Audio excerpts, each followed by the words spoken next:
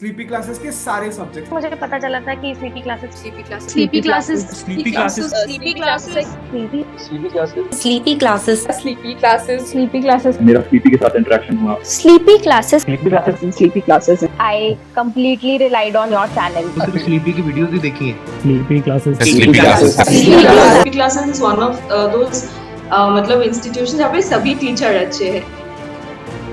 Hi everyone, my name is Aishwaryam Prajapati and I have secured All India Rank 10th in UPSC Civil Services Examination 2023.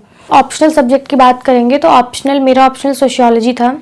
Sources मेरे बहुत ज़्यादा vast नहीं थे sociology के। Even जो basic books जो हरलम्बस और हॉलबॉर्न की बुक्स आती हैं या फिर रिट्जर आती हैं, ये मैंने नहीं पढ़ी थी ये बुक्स। इसके अलावा जो मेरे सोर्सेज थे वो थे नितिन सांगवान सर की एसेंशियल्स ऑफ सोशियोलॉजी की बुक पेपर 1 और पेपर 2 के लिए, तुषारांशु शर्मा सर के नोट्स थे पेपर 1 और पेपर 2 के लिए, और जो है कि सिंदूरी मैम के नोट्स मैंने पेपर 1 के लिए थोड़े से स्टार्टिंग के पढ़े थे। थिंकर्स के लिए मैंने जो है कि इग्नू का मटेरियल देखा था, जस्ट ऊपर से देखा था, बहुत ज़्यादा डीप में नहीं, बट आप देख लीजिए कि अगर कुछ अलग सब बताया है तो आप ले लीजिए उसमें से। इसके अलावा जो मेरी कोर प्रिपरेशन थी वो स्लीपी क्लासेस से हुई थी। उनका जो भी आपका पेपर 1 और पेपर 2 के लिए उनके यूट्यूब पे फ्री क्लासेस हैं, मैंने वो क्लासेस करी थी, और शेखर सर की क्लासेस करी थी मैंने पेपर 1 पेपर 2 के लिए। उसके साथ में जो भी वो बुकलेट्स देते हैं, जो टॉपिक जो भी वो करते हैं, वो बुकलेट्स मैंने प्रिंट करा के वो प्रिपेयर करी थी। तो मोस्टली मेरी सारी प्रिपरेशन इसी के अराउंड थी। एक PYQs की बुक आती है शायद, क्रॉनिकल करके है सोशियोलॉजी की, वो PYQs की पूरी बुक आती है, तो उसमें सारे PYQs सॉल्व दिए गए हैं। वो बुक पर्टिकुलरली मैंने रेफ़र करी थी। यही 2-4 सोर्सेज थे। इसके अलावा जो भी मेरी मैगज़ीन में सोसाइटी से रिलेटेड करंट अफेयर्स हैं, जो मेरे टॉपिक से मेरे सिलेबस से मैच करते हैं, वो मैं पढ़ती थी।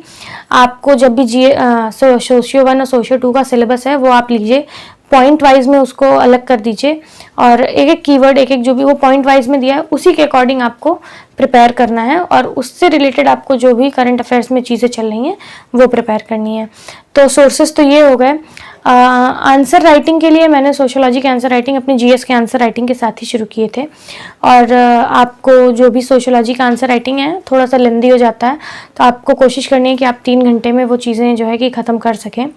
सोशियोलॉजी और GS के आंसर क्वेश्चंस पे पर्टिकुलरली पेपर 2 के लिए बहुत ही सिमिलर हो जाते हैं। तो आप जब आंसर कर रहे होते हैं तो आप GS की तरह उसको आपको आंसर नहीं करना है, उसको आपको आंसर सोशियोलॉजी के सब्जेक्ट की तरह करना है।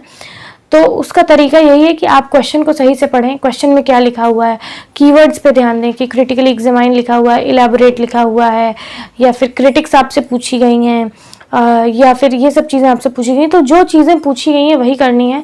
अगर आपको क्रिटिकली एग्जामाइन दिया हुआ है तो आपको क्रिटिक्स देना है, थिंकर का क्रिटिक देना है। आपको ये नहीं करना है कि आप अपना क्रिटिक उसमें दें कि हम क्या क्रिटिसिज्म कर रहे हैं। हमें अपना क्रिटिसिज्म नहीं देना है, हमें थिंकर का क्रिटिसिज्म देना है। किसी भी थिंकर की बात का अगर किसी दूसरे थिंकर ने क्रिटिसाइज करा है तो वो क्रिटिसिज्म आपको लिखना है, और एंड में आपको जो है कि अगर आप कंक्लूजन दे रहे हैं तो अगर आपका कोई थिंकर का क्वेश्चन है पर्टिकुलरली कि इन थिंकर की ये थ्योरी थी या इनका कंट्रीब्यूशन आप बताइए, तो आपको एक पॉजिटिव लाइन लिखनी है। आप बुक में हर बुक के एंड में 2-4 लाइनें दी हुई हैं हर थिंकर के एंड में कि this particular thinker was the founder of this stream of sociology. He devised this new school of sociology. His guidance is immense in the progress of this field. ऐसा करके आप एक टेम्पलेट बना लें, और उस टाइप के क्वेश्चंस में आप ये टेम्पलेट ज़रूर लिखें। सोशियोलॉजी के आंसर्स में सबसे बड़ी आपको जो बात ध्यान रखनी है वो ये है कि आपको थिंकर्स के नाम बहुत सारे याद होने चाहिए। हर एक टॉपिक से, आपके जो टॉपिक्स हैं सिलेबस में, उससे आपको थिंकर्स के नाम याद होने चाहिए, और वो थिंकर्स के नाम आपको अपनी सोशियोलॉजी के आंसर्स में मेंशन करने ही करने हैं। आप मैक्सिमम जितने नंबर ऑफ थिंकर्स आप याद कर सकते हैं वो याद करिए और वो लिखिए। और ऐसा नहीं है कि आप बस थिंकर्स के नाम ही लिख के आ रहे हैं, हमेशा सपोर्टिंग 2-4 लाइन का आर्ग्यूमेंट, फिर उस थिंकर का नाम। और इवन आप स्टार्टिंग भी आप जो है थिंकर्स की ही डेफिनेशन से कर सकते हैं। अगर आपको पॉवर्टी के बारे में कुछ पूछा गया है तो कोई पर्टिकुलर थिंकर हैं जिन्होंने पॉवर्टी को डिफाइन करने की कोशिश करी है, तो आप वो उनका जो है डेफिनेशन लिखें।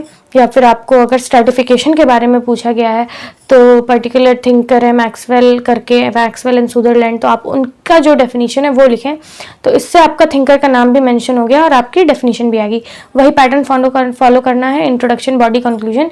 इंट्रोडक्शन में कुछ भी पूछा गया है आपसे, कोई भी क्वेश्चन पूछा गया, सबसे पहले जो मेन कीवर्ड है जो आपके सिलेबस से मैच कर रहा है, पॉवर्टी हो गई, डिप्रिविएशन हो गया, इक्वालिटी हो गई, लिबर्टी हो गई, कोई भी चीज़ आपको पहले आपको उसकी डेफिनेशन देनी है और हमेशा यही कोशिश करनी है कि डेफिनेशन किसी थिंकर की हो।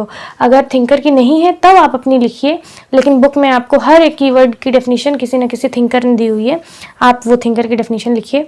फिर बॉडी में आपको सारा अपना कंटेंट लिखना है। एग्जाम पेपर 1 जो है सोशियोलॉजी का ऑलमोस्ट स्टैटिक ही है, तो आपको उसमें एग्जाम्पल्स वगैरह, डेटा वगैरह की कोई ज़रूरत नहीं है। आपने जो पढ़ा है, थिंकर्स के नाम और थिंकर्स की थ्योरीज, वही आपको मेंशन करनी है। पेपर 2 मोर और लेस डायनामिक है, तो उसमें आपको करंट अफेयर्स की नॉलेज होनी चाहिए। वो जीएस की तरह ही सवाल पूछते हैं, आपके सोसाइटी के जितने भी टॉपिक्स चल रहे हैं उससे रिलेटेड, तो उसमें आप डेटा लिख सकते हैं, एग्जाम्पल्स लिख सकते हैं, इवन गवर्नमेंट की पॉलिसीज़ भी आप लिख सकते हैं।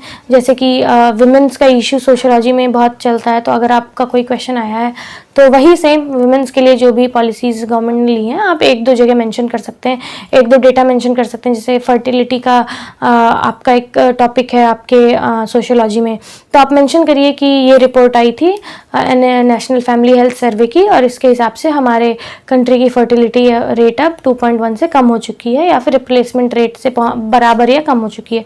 तो ये सब चीज़ें आप मेंशन करिए। सोशियोलॉजी में भी आपको कोई वो नहीं है कि जीएस में ही मेंशन करना है, बट अगेन आपको हमेशा जो है कि थिंकर्स को मेंशन करना है। अगर वुमेन के या फर्टिलिटी के बारे में आपको क्वेश्चन पूछा जा रहा है तो आपके नोट्स में 100% 2-4 थिंकर्स ने इनके बारे में बताया है कि फीमेल्स का एटीट्यूड क्या है रिप्रोडक्शन रेट को लेकर। कोई भी अगर किसी सोशियोलॉजिस्ट ने रिसर्च करी है तो आपको वो चीज़ें लिखनी है। इसी से आपका आंसर जो है जीएस का और सोशियोलॉजी का अलग होगा और इसी से आपको मार्क्स मिलेंगे। थिंकर्स को याद करने का जो मेरा तरीका था, मैं ये करती थी कि हर एक टॉपिक का थिंकर्स का मैं लिस्ट बना लेती थी और एक कीवर्ड लिख देती थी कि ये थिंकर ये बात बोलना चाहते हैं। वो कीवर्ड 2-4 लाइन या फिर 2-4 वर्ड्स लिख देती थी जिससे मुझे कि रिमेंबर याद आ जाए कि इन्होंने ये चीज़ बोलना चाह रहे हैं इसके बारे में। तो अगर आपका जो है कि पॉपुलेशन कंट्रोल से रिलेटेड टॉपिक है तो आप जो है कि लिखिए कि फीमेल रिप्रोडक्शन और जितने भी थिंकर्स ने उसके बारे में कहा, आप उनकी एक लिस्ट बना लीजिए और रोज़ उन्हें याद करिए। उनकी जो भी बात है, उनका जो भी सर्वे है वो आप याद करिए और वो जो है आप अपने उसमें मेंशन करिए। तो सोशियोलॉजी का ऑल इन ऑल यही था। इसके अलावा बहुत ज़्यादा बुक्स मैंने नहीं पढ़ी। आप भी बहुत ज़्यादा बुक्स पढ़ने की तरफ मत रहिए। 1 या 2 बुक्स आप अपने पास रखिए जिससे आप पढ़ सकें। थिंकर्स को प्रिपेयर करना बहुत ज़्यादा इंपॉर्टेंट है एंड आई थिंक तुषारांशु सर के जो नोट्स हैं उसमें थिंकर्स वाला पोर्शन बहुत अच्छे से दिया हुआ और मेथडोलॉजी वाला पोर्शन बहुत ही ज़्यादा अच्छे से दिया हुआ है। बाकी जो PYQ की बुक है वो बहुत ही मतलब कि यूज़फुल है। उसमें पूरा का पूरा आंसर जो है कि आपको पैराग्राफ वाइज में दिया हुआ है, पर मैंने पैराग्राफ वाइज में नहीं लिखा था। मैं अपने सोशियोलॉजी के आंसर्स भी जीएस की तरह ही पॉइंट वाइज में लिखती थी और वही पैटर्न फॉलो करती थी।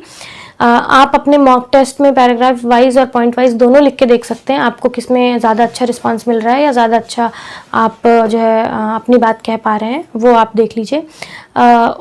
इसके अलावा जो भी आपके कुछ जो ऐसे कॉन्सेप्ट्स हैं, जैसे कि मैंने सोर्सेज ज़्यादा रेफ़र नहीं किए थे तो मेरे 2-3 कॉन्सेप्ट जो है कि रह गए थे जो मुझे पता नहीं थे, जो कि मुझे प्रीवियस ईयर क्वेश्चंस में जब मैंने देखे, जैसे कि आई थिंक एक सीड मदर का कॉन्सेप्ट है लीला दुबे जी का, तो वो मैंने अपने जितने भी मेरे सोर्सेज थे मैंने उसमें वो कॉन्सेप्ट कहीं भी नहीं पढ़ा, पर क्योंकि मैंने PYQs रेफ़र किए तो उसमें उसका आंसर था तो मैंने उसको नोट कर लिया।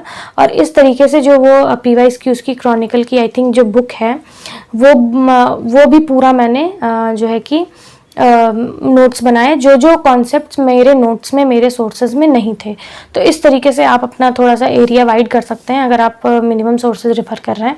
इसके अलावा प्रैक्टिस बहुत ज़रूरी है। आपको जीएस के आंसर्स के जितना ही डेडिकेशन आपको सोशियोलॉजी के आंसर्स में भी देना है। सोशियोलॉजी में स्लीपी क्लासेस एक प्लेटफॉर्म है यूट्यूब पर, उनकी सोशियोलॉजी की लेक्चर सीरीज फॉलो की। So I did a sleepy classes YouTube marathon.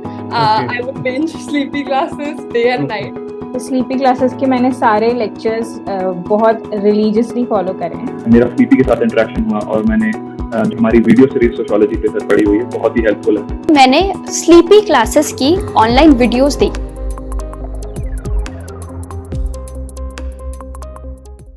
जितने भी एस्पिरेंट्स हैं जो प्रिपेयर कर रहे हैं पर्टिकुलरली यूपीएससी के लिए, तो उनको मेरा एक यही एडवाइस है कि आप अपने प्रीलिम्स मेंस ये जो दो इम्पॉर्टेंट स्टेजेस हैं, इनको जो है कि एक पॉइंट ऐसा है जब इनको आपको साथ लेकर चलना है और एक पॉइंट ऐसा है जब आपको दोनों की तैयारी अलग करनी है। तो आपके प्रीलिम्स के 3-4 महीने तक आप जो है कि 3-4 महीने पहले तक आपको प्रीलिम्स और मेंस को साथ में लेकर चलना है, और प्रीलिम्स के 3 महीने पहले आपको सिर्फ और सिर्फ प्रीलिम्स को लेकर चलना है।